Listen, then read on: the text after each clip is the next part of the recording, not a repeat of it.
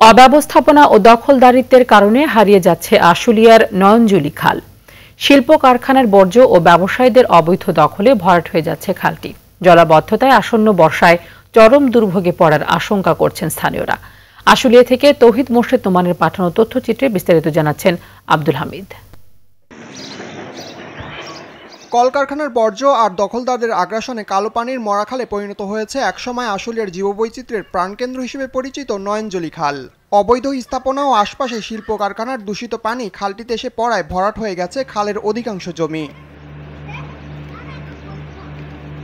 আশুলিয়ার ভূমি অফিসের তথ্য অনুযায়ী খাতাকলমে খালটির দৈর্ঘ্য 6.61 কিলোমিটার হলেও বাস্তবে এখন আর তা নেই। দূষিত পানি জমে থাকায় আসন্ন বর্ষায় জলাবদ্ধতায় যাতায়াত ও চলাফেরায় অসহনীয় ভোগান্তির আশঙ্কা করছে এলাকাবাসী। গাছপালা কোনো ফসল হয় না, তারপরে তাদের মশা মাছি প্রচুর।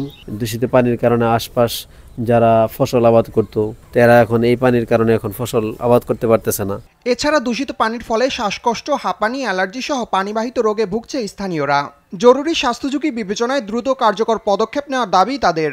আমাদের এই পচা পানির কারণে যে শ্বাসকষ্ট হয়, বুকে ব্যথা হয়, চুলকানি হয়, জ্বর কাশ সর্দি এটা তো লাগাই আছে। খাবার পানির মধ্যে পুরো গন্ধ আসে। আমাকে খুবই দুর্বিষহ জীবনযাপন করছে। অতএব বিনীত অনুরোধ করব সংশ্লিষ্ট কর্মকর্তাদেরকে এটা যেন দ্রুত এই নয়নজলি খালের সংস্কারের ব্যবস্থা করা হয়। এরই মধ্যে নয়নজলি খালকে দখলমুক্ত করে পরিবেশ বান্ধব করতে পরিবেশ অধিদপ্তর ও জেলা প্রশাসকের কাছে পরিদর্শন প্রতিবেদন জমা দিয়েছে আশুলিয়ার ভূমি কমিশনার। আমি ওখানে সরেজমিনে তদন্ত করেছি। তদন্ত করে ওখানে আমি দেখে এসেছি কি অবস্থা, কে কারা উচ্ছেদ, কারা দখল করেছে বা কোনখান দিয়ে পানি প্রবাহিত হচ্ছে, এগুলো আমি দেখে এসে আমি একটা তদন্ত প্রতিবেদন পরিবেশ অধিদপ্তরে এবং দ্বিতীয় পাঠিয়েছি। নয়নজলি খালটি দখল ও দূষণমুক্ত হলে জনদুর্ভোগ ও স্বাস্থ্য ঝুঁকি কমবে স্থানীয়দের।